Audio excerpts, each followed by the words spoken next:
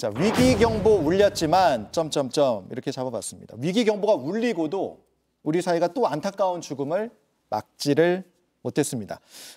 주말 사이에 소식이 전해졌죠. 전북 전주 한 빌라에서 40대 여성이 숨진 채 발견이 됐습니다. 그런데 그 옆에 오랫동안 굶은 듯한 그러니까 3, 4살로 보이는 아들이 쓰러져 있던 사건.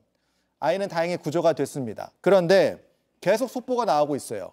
그러니까 일단 40대 여성의 사인은 동맥경화로 추정이 됩니다. 그런데 옆에서 발견됐던 남자아이가 실제 몇 살인지, 그러니까 4살이 과연 맞는 것인지, 그리고 숨진 여성의 아들이 공식적으로 맞는 것인지는 유전자 감식이 나와봐야 됩니다.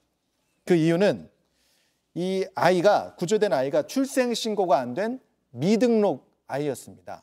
그러니까 얼마 전에 우리가 미등록 아동들 전수조사를 했었잖아요. 그때 발견하고 했었는데 박사님, 그때도 발견이 안 됐던 그런 상황인 거죠?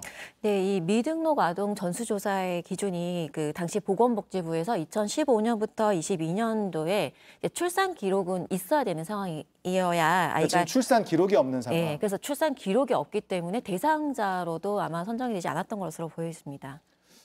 그러니까 이런 상황에서 지금 글쎄요, 아이가 옆에 있었다고 하는데 이제 굶은 듯한 상황에서 이제 쓰러져 있던 상황이란 말이에요. 다행히 이제 의식을 회복하고 병원으로 옮겨진 상황인데 언제까지 이런 비극이 계속돼야 하는 것인가? 안타까운 점은 이 숨진 여성이 위기가구 의심 대상으로 분류가 됐다는 겁니다. 그런데 죽음을 맞지 못했고 생활고에 힘들어한 것으로 추정이 됩니다. 5월 이후 가스 끊겼고 건강보험료 56개월 내지를 못했는데 전주시에 따르면 지난달부터 몇 차례 방문하거나 연락을 했지만 못 만났다, 이런 설명인 거죠?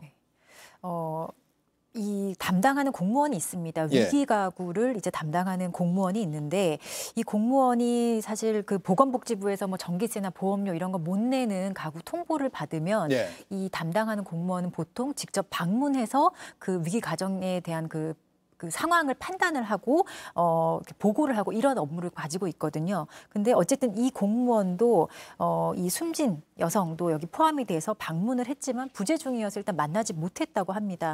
근데 참 안타까운 것은 이렇게 위기 가구라는 것을 우리가 두고 있고 관리를 하고 있는데 이 위기 가구를 관리하는 공무원이 이 전주시에서 이 여성이 사망했던 자치구에 따르더라도 한 명. 담당하는 공무원이 한 명뿐이었다는 거예요. 이 한 명이 거의 모든 위기 가구를 사실 직접 방문하면서 상황을 직접 봐야 되는 거고요.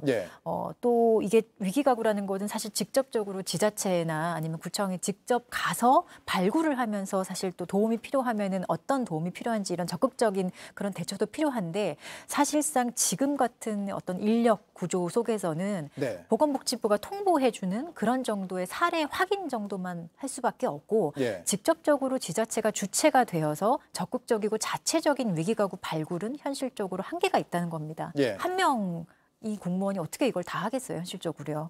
그래서 이 사안도 사실 그 위기가구라는 것이 우리가 가지고 있고 관리를 하고 있지만 현실적으로 공무원들 너무나 부족한 공무원들의 인력 문제 그리고 또 이 위기가구를 관리하고 있는 그 관리 체계에 대해서 다시 한번 좀 돌아봐야 될 그런 중요한 사안이 아닐까 싶습니다.